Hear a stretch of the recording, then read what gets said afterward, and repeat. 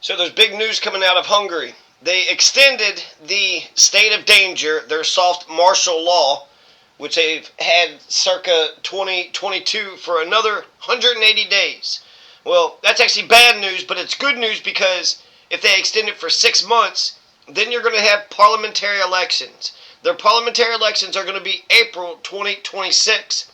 So once the state of danger ends, the soft martial law ends, then there's going to be parliamentary elections. They're slated. They've been, dated. It's to be announced, but April 2026. So they're able to push the elections back for 6 months, but they're going to fucking happen. These elections are going to happen. What does that mean? That means this fucking guy, this Viktor Orban's, this crypt keeper, this weirdo, de facto weirdo Maximinius versus this guy. So Peter Magyar is going to be running against Viktor Orban. Who is Viktor Orban? How's he been doing with the running of the country of Hungary? Well, I'll tell you, he's a goddamn authoritarian autocrat. He's not straight up Mussolini, Tojo, North Korea, Pyongyang. But he's getting closer and closer to that spot. Freedom House votes him 65 out of 100. They're only partly free. They're 41 out of 60 with civil liberties. You can't really say what you think. The judiciary is stacked, but you're not going to get disappeared overnight. They call it an illiberal democracy. Viktor Orban is stacking the courts. He's gerrymandering the districts there. He has a chokehold on the media. The state-run media is 80% pro-Viktor Orban. Essentially, the democracy of Hungary is hanging on by a thread. Just recently, the friends of Viktor Orban, the Inda Media Group, bought Blick, B-L-I-K-K, which is 3 million readers. It's a tabloid magazine, popular tabloid magazine, bought by Viktor Orban's friends. There's actually 4 main party leaders. Viktor Orban, the 19-year dictator, 3 consecutive terms, but he had a 4-year stint earlier. He's been in power for 19 fucking years straight, or 20. Was it 20 or 19? Peter Magyar, he actually gets support from Orban's rural base, and he's leading in the polls by 10%. So this guy, this young Italian stallion, this stud is running against this old fucking autocratic, monarchist, low-life, degenerate piece of shit. Other bullshit things that Viktor Orban has done, he's passing state contracts out to his cronies, such as mayors and sports teams and universities. He's got a soft martial law that's been declared, the state of danger. That's what they call their soft martial law in Hungary. Oh, we have a state of danger. Oh, really? How long is this state of danger going to last? And what are you allowed to do during the state of danger? During the state of danger, Viktor Orban can rule by decree, by fiat edict. He could bypass parliament and tweak laws on the fly. They had the 15th Amendment was passed, and all the laws that Viktor Orban has changed, it's going to require 2/3 of parliament to change the constitutional changes. So that means even if Peter Magyar is to be victorious, which it looks like he will win. It looks like Peter Magyar is going to win because right now he's up 10%. He's up 10% in the polls. For the next 6 months, they had competing assemblies. They both brought out tens of thousands of people. So it actually looks like it's neck and neck, which means it's going to be a crazy-ass, I don't want to say blood fest because that's rhetorical, but it's going to be just, they're going to lock antlers. It's going to be a goddamn fist fight. It's going to be a struggle. Who's going to win between Viktor Orban and Peter Magyar? That nobody knows. So it's anybody's game. Viktor Orban's also been stifling anti-war assemblies, and the parliament is made up of 199 seats. 199 seats. So the way that they elect the prime minister is they elect all the parliamentarians, and then the majority party picks the prime minister from their party, and the prime minister gets a 5-year term. They have a president, but the president is ceremonial. Essentially, their president is the prime minister. The prime minister is the head of government, And since the prime minister is the head of government, they are way, way stronger. Since the prime minister is the head of government, they're the ones that actually have the power. The president is just the head of state, and the prime minister is the head of government. So that's the skinny. Also with Viktor Orban, he's blocked aid for Ukraine, so he does not believe in the liberation of Ukraine or for Ukraine to have independence or autonomy. There's a tension between the EU and Viktor Orban, and then also Viktor Orban has rolled out the red carpet for Putin. So he's a big fucking Russian, terrorist, goddamn piece of shit supporter. He supports the terrorism of Putin. Putin's been a terrorist for the past 1999, 26 years. So Putin's been a terrorist usurper for 26 years now. So interesting that Viktor Orban's on the side of the terrorist usurper, but not on the revolutionary war of independence of Ukraine. Orban's also been the target of he's not the target, he was involved with a bunch of corruption scandals. Instead of having the Habsburg be the emperor who rules over Hungary, Hungary has their own homegrown emperor who has his own media monopolies, and he writes fan fiction for his lover Putin. There's 10 million Hungarians today. There's also some talk that if Viktor Orban loses April 2026 elections, whether or not he will voluntarily relinquish power. Will he walk away from office peacefully? Will he hand the key over to Peter Magyar? So let's talk a little bit about this Peter Magyar. Who is he? So we know a couple things about him. He has parents who were communist lawyers. The communists had ruled over Hungary for many years, from the 1940s until the 1990, around that time, so about for 40 or 50 years.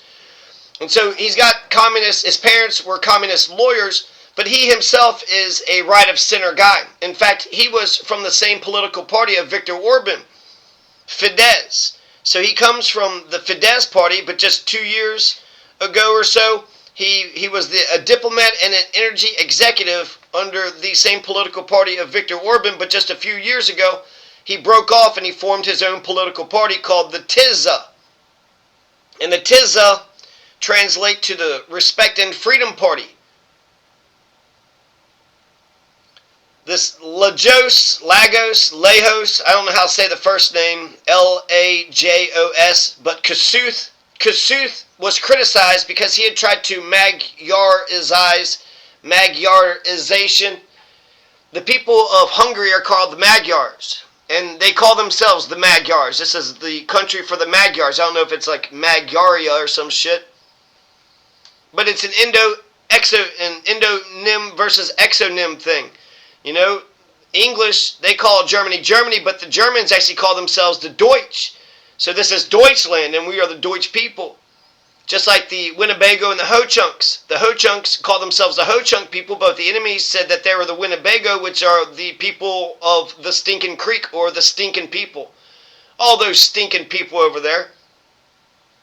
And Hungary is very much the same thing. So it's actually crazy that we still use Hungary when really they're the Magyars. And the reason why that's important is because his last name is Magyar. This is Peter Magyar. So to vote for Magyar is to vote for yourself. There was a problem when Kossuth tried to do the Magyarization of Hungary, because the country was bigger and it included a lot more other minorities such as Serbs, Croats, and Slovaks, and Romanians, and some other ones, some other people I never even heard of. But today in Hungary, 86% of the population are Magyars. So they're overwhelming the majority. You still got 1 or 2% of, some ethnic minorities. But Hungary today is Magyar, Magyar Central, Magyar Proud. And there's 10 million Hungarians today, so that means, 8.6 million. 8.6 million would be Magyars. They would be the Magyars.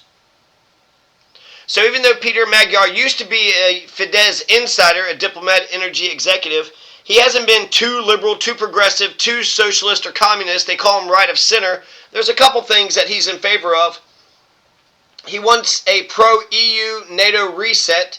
He believes in green energy. He's in favor of the welfare state, but so is Orban too, Viktor Orban, and he's anti-corruption.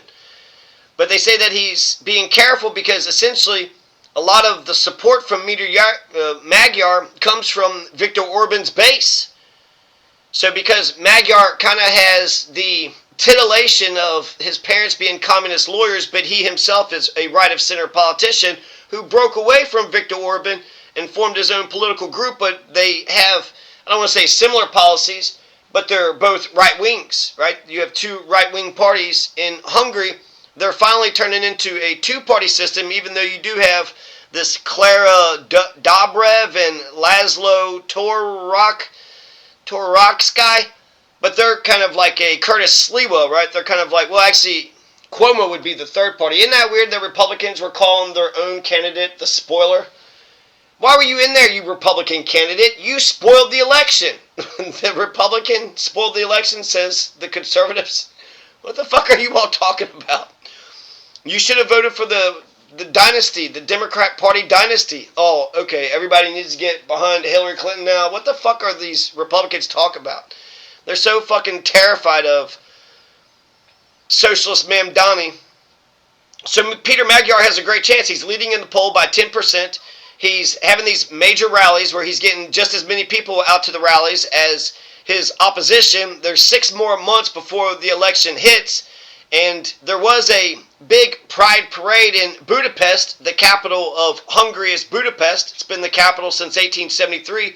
June 2025, you had 250,000 people in Budapest who joined the pride celebrations in spite of the ban. Remember, we have a state of danger. The state of danger says we can't have any of these assemblies. We can't speak out. We have to stay indoors. And you definitely can't have, a bunch of homosexuals. A bunch of homosexuals running around Budapest. In spite of that, Viktor Orban has been trying to make himself look not so much like a military tin-pot junta dictator. He's trying to do the martial law, soft power martial law. State of danger doesn't mean outright clubs and boots on people's heads and necks. Even though he has been essentially in I'd say breaking the democracy of Hungary for quite some time now. 8 years, George Washington was in power for 8 years and stepped down. You don't get more than a fucking decade. Viktor Orban's been in power for the past fucking 19 years, 15 years straight, plus the 4-year stint. So he's been in power for fucking 19 years. That's enough. You got 2 decades under your belt. You've run Hungary straight into the fucking ground. And so even though the fear isn't outright, there's a culture of fear. There's a climate of fear. And I think that's going to cause a backlash. Just look at New York City. It's going to cause a backlash. You had Eric Adams, a police officer that ran his fascist police state as hard as he could. And even if people thought that more police was the answer, it didn't solve their problems to the point where they voted for a socialist Muslim in Mandami. Viktor Orban, he says his enemies are migrants, globalist liberals, and communists. Viktor Orban has close ties to Putin. Viktor Orban is going to try to do some tax cuts for families and wage hikes, and then he's going to offer a housing loan program. So he's going to try some shit in the next 6 months. It's going to be close. I've seen some polls that actually said that Viktor Orban was winning as well. So this is going to be a tight race. But I'm rooting for Peter Magyar. I'm hoping that Peter Magyar harnesses the revolutionary power of the Aster Revolution and Lajos Kossuth. I hope he harnesses the revolutionary power of the 1848 revolutionary Kossuth, who had actually talked to Abe Lincoln during the 1850s or some shit. So he may have inspired Abe Lincoln to be a bigger badass than what he already was. The Prime Minister has a 5-year term. The President is ceremonial. The Prime Minister is... The 15th Amendment is going to make changes harder. 2/3 constitutional changes. Essentially, Viktor Orban runs Hungary with an iron fist, but it's cloaked with a velvet glove, which is kind of, I don't want to say the perfect ideal, but it's smart for an authoritarian to wear a velvet glove, because if people see that you're just a straight up goddamn, Mussolini fascist stormtrooper, they will definitely take resentment from that. But if you cloak it in secrecy. So Hungary got free from the USSR, 89 to 91. 50% of the people of Hungary are exhausted by the emergency decrees of Viktor Orban, so they're sick of the state of danger. Half the country is sick of the state of danger. Peter Magyar believes in people power. Peter Magyar believes in self-determination.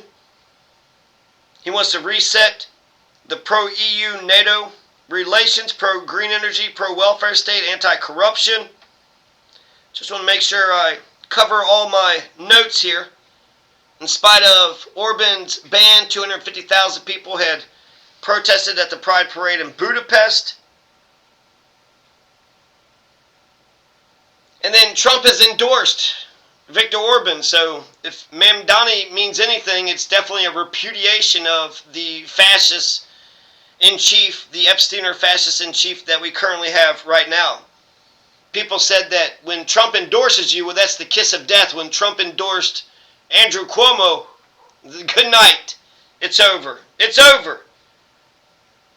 So Mamdani may have won because he was a decent politician, a decent speaker, but he also benefited by the backlash from too much totalitarian fascism. They said that Trump wasn't on the ballot, but he very much was. This was a referendum on the Trump administration. And in some ways, it looks like Trump is going to be a lame duck, because he's going to lose the midterms. And when he loses the midterms, he loses the House. Now he doesn't have absolute power. The House is going to be Democrats, so they're going to have even more leverage than what they have now. Right now, they have no leverage except, the 60-vote thing. So, we're going to take 5 votes away from you.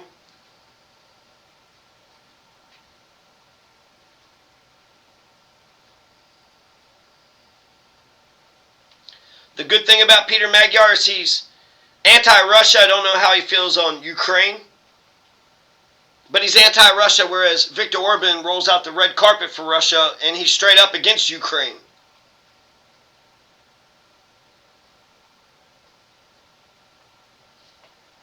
I'm not seeing any other notes here.